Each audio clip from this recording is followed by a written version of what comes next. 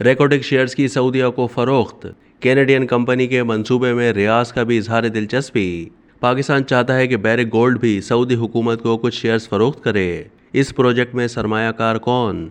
Saudi अरब से सरमायाकारों को पाकिस्तान की तरफ राग़िब करने के लिए वफाकी हुकूमत रेकोटिक प्रोजेक्ट में अपने शेयर्स सऊदी अरब को फ़रोख्त करने पर गौर कर रही है और सऊदी अरब भी इस प्रोजेक्ट का हिस्सा बनने में दिलचस्पी रखता है। नज़रसानी मुआहदे के तहत 50% shares Canadian company Barrick Gold Corporation के हैं, जबकि चिली की कंपनी एंटोफागास्टा $900 मिलियन के एवज इस प्रोजेक्ट से बाहर निकल चुकी है। ये रकम वफाकी हुकूमत के 3 इदारों OGDCL, PPL और गवर्नमेंट होल्डिंग्स प्राइवेट लिमिटेड ने जमा कराए थे।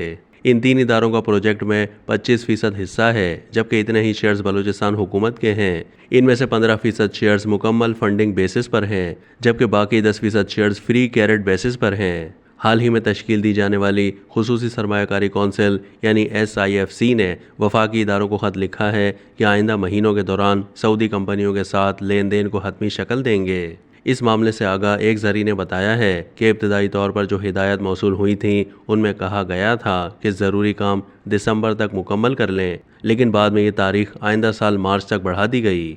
मालूम हुआ है कि PPL और OGDCL ने इस हवाले से मालूमात पाकिस्तान स्टॉक एक्सचेंज को भी फराहम की हैं, तहम GHPL मालूमात फराहम करने का पाबंद नहीं था क्योंकि इदारा पाकिस्तान स्टॉक एक्सचेंज में रजिस्टर्ड नहीं है। PPL की जानिब से शेयर की गई मालूमात में कहा गया है कि बोर्ड ऑफ डायरेक्टर्स ने 28 सितंबर 2023 को होने वाले इजलास में रेकोटिक प्रोजेक्ट के हवाले से खुद मुख्तार गैर मुल्की सरमायाकारों के साथ मुआहदे के हवाले से जायजा लेने और अपनी associated company Messrs Pakistan minerals private limited की मदद से मुशीर मुकर्रर करने का फैसला किया है ताकि इस मामले में रहनुमाई हासिल की जा सके।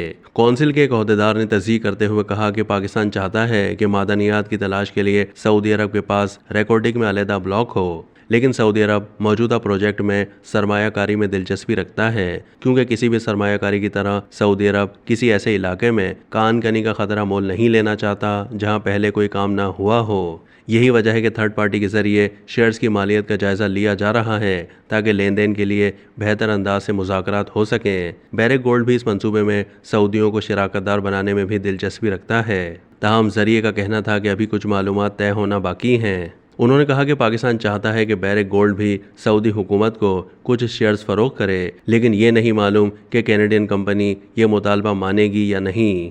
अब बड़ा सवाल ये है कि प्रोजेक्ट में ज़्यादा शेयर्स किसके पास होंगे। फ़िलहाल बैरिक गोल्ड के साथ पाकिस्तान की वफाकी और सूबाई हुकूमत के मजमूई शेयर्स 50% हैं, और अगर वफाकी हुकूमत ने अपने शेयर्स सऊदी सरमायाकारों को फ़रोख्त किए तो ऐसी सूरत में प्रोजेक्ट में ज़्यादातर शेयर्स कैनेडियन कंपनी के हो जाएंगे। ज़रिए से सवाल किया गया कि क्या सूबाई हुकूमत से अपने शेयर्स फ़रोख्त करने के लिए कहा जा सकता है, तो उसके जवाब में ज़रिए ने कहा कि फ़िलहाल ऐसा कोई प्लान है ना इम्कान। उन्होंने कहा कि बलूचिस्तान को कुर्बानी का बकरा बनाना मुनासिब ना होगा। ज़रिए से सवाल किया गया कि इस प्रोजेक्ट में सरमायाकार कौन है, सऊदी हुकूमत या सऊदी कंपनियां। इसके जवाब में ज़रिए ने कहा कि उनका अपना शेयर होल्डिंग स्ट्रक्चर है।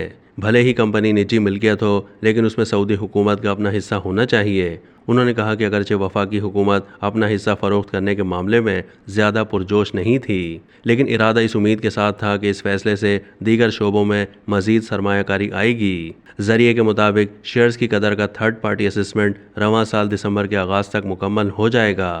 अब तक के लिए इतना ही। मज़ीद मालूमात के लिए डेली जंग के YouTube चैनल को सब्सक्राइब कीजिए।